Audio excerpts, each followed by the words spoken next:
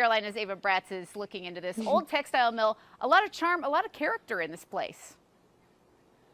Yeah, that is definitely an understatement. There is so much to see here, so much to learn about the space and also the vendors inside. You can really find all the things you didn't know you needed, thanks to Danielle Kaminsky. So almost walking into your 10-year anniversary, Danielle, what was kind of the brainchild behind this? You've brought in a lot here to Spartanburg. So this has been a community effort from the very beginning. So it was head-started by two beautiful women who are very creative, and I got to come on towards the beginning, and about halfway through our journey, I got to become a partner and an owner in the business. So the past few years, we rebranded a little bit because our shift is, we have a lot of great vintage items, but the shift is a little bit more toward repurposing and upcycling and reinventing. So we sort of rebranded, and this is what we've got. That's right. Reinventing and redoing the wheel is definitely your guys' specialty. And being a vendor originally, talk to me about some of your pieces. What are you passionate about making here?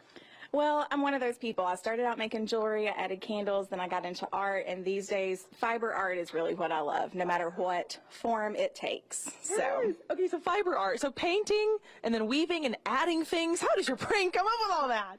I can't leave well enough alone. I got to keep going and add to it. So beautiful, and I love the hair pieces there, the barrettes. I see you have one in your hair too. Those are so fabulous. So moving through the warehouse here, 30,000 square feet. How do you go about finding vendors to fill the space? Well, for the most part, they find us. The more we get out there in the community, a lot of our vendors also enjoy doing craft fairs and other events. And so they tell people about this cool store that they're in, and they find us. We have an application process. We will be taking in new vendors during the month of January, actually. I'm encouraging people to get on the wait list because that's always when we have new things. I call it the New Year Shuffle. Oh, there you go.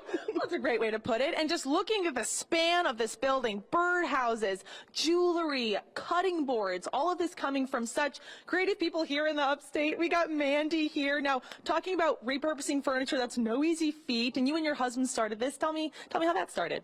Okay, so my husband and I, Nathan, we've been crafty all our lives. He's always enjoyed working with his hands. I've always dabbled a little here and there. Sure. And so we got married in 2019, and at that time, that's when we began M&N by Design.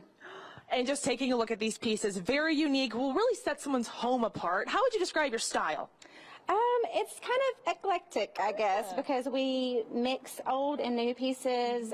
We actually build our own furniture, we repurpose, restore, and paint some of the furniture. Wow, and I'm sure you give a lot of tips, as people come into kind of your area of the warehouse here. What is something that someone should know before they maybe go off on their own and doing some reinventing of themselves? Don't be afraid to make mistakes.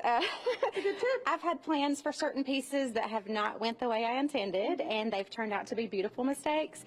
Other ones just turned into learning experiences. There you go. So basically, just be able to laugh at yourself and know that everything's not going to turn out the way that you intended. And Mandy dropping some bars here in Spartanburg. Thank you so much. We're going to take a look at some of her pieces when we come back, and of course some more makers spaces opportunities. We've got little Allie in the back. She's excited to meet you guys. You could just move around through that place all day, Ava. I love it. We'll see you soon. Up next, a roundup of haunted houses.